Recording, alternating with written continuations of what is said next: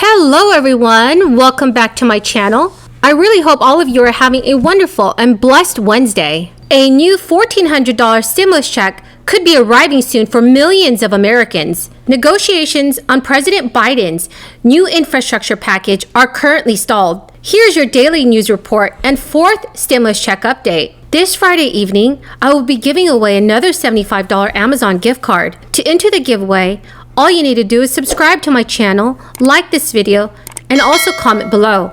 Thank you so much, everyone. Progressive lawmakers are ready to pull the plug on President Biden's weeks of infrastructure negotiations with Republican lawmakers. Liberal Democrats are speaking out at an awkward time as Biden's cabinet officials held their latest talks with Senate Republicans this past Tuesday. Many of them have already moved on from the White House's efforts at bipartisanship. These Democrats say they are worried that by cutting a deal with Republicans on roads and bridges, they risk losing out on a generational opportunity to expand paid family leave and child tax credits and invest in green energy. Asked if the Biden administration should keep talking to Republicans about a bipartisan infrastructure deal, Democratic Senator Kirsten Gillibrand replied, "Absolutely not, because we might lose our coalition for human infrastructure." Senator Gillibrand says she is 100% in favor of pushing through a multi-trillion-dollar package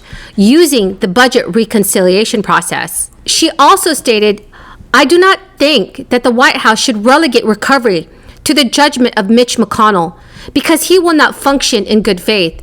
So I just think it's a terrible political misstep."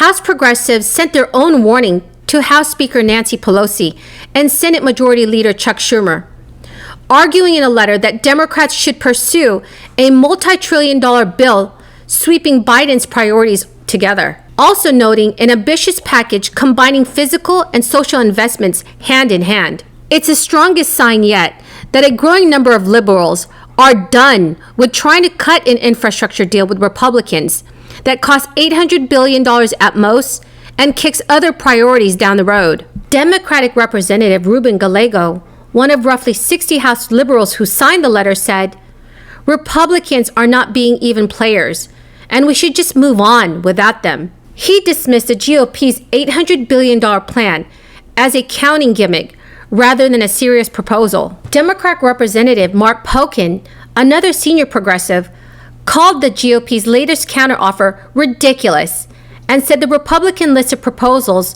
to pay for it might as well have included a bake sale to help raise funds. "At what point do they seriously come to the table?" Pocan said, noting that Republicans could still back the Democrats' effort when it comes to the floor. "Even if they do not come to the table, it does not mean we do not serve the meal." If this past Tuesday was an indication, Biden and Republicans are far away from a deal. During a meeting at the White House between a half a dozen GOP senators, Commerce Secretary Gina Raimondo and Transportation Secretary Pete Buttigieg, the two sides discussed the basics of how to pay for a bill, but did not settle on a top-line number or other basic elements of the bipartisan negotiation. Senator Shelley Moore Capito cited progress, but observed, "We still got a ways to go." So what do you think, everyone? What do you think should happen? Should Democrats use the budget reconciliation process to pass a massive infrastructure bill? Please, everyone, leave your thoughts in the comment section below. The U.S. Department of Treasury just released new spending rules this past Monday for $350 billion in direct, flexible aid to states, counties, cities, and tribal governments, which was issued as part of the American Rescue Plan Act. According to Forbes, the state and local fiscal recovery funds notes that the local and state governments may use the funds for direct assistance to households and populations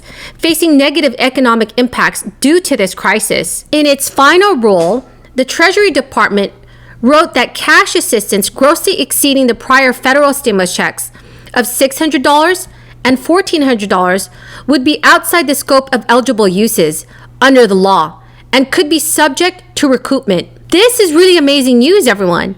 There are already some states that are planning on providing their residents with state stimulus checks.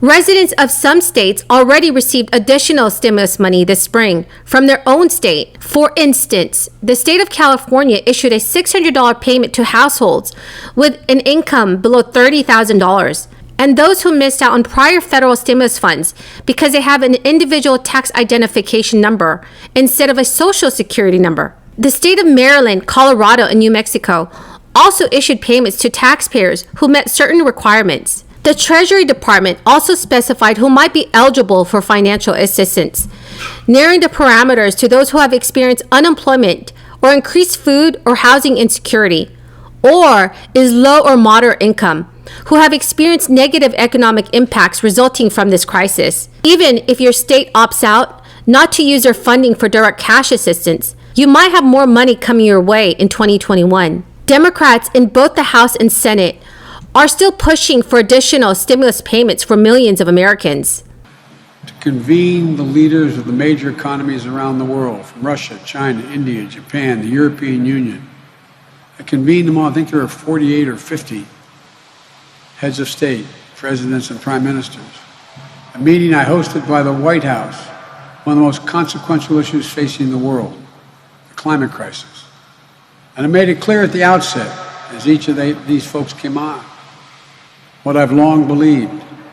When I think of the climate crisis, beyond its devastation of lives and livelihoods and health of our very planet, I think jobs. I think jobs when I think climate change. Good paying union jobs. I think about the UAW workers here today. I wanted to make sure that the world could see that there was a consensus, that we are at an inflection point in our history. And almost every major leader in the world spoke to it.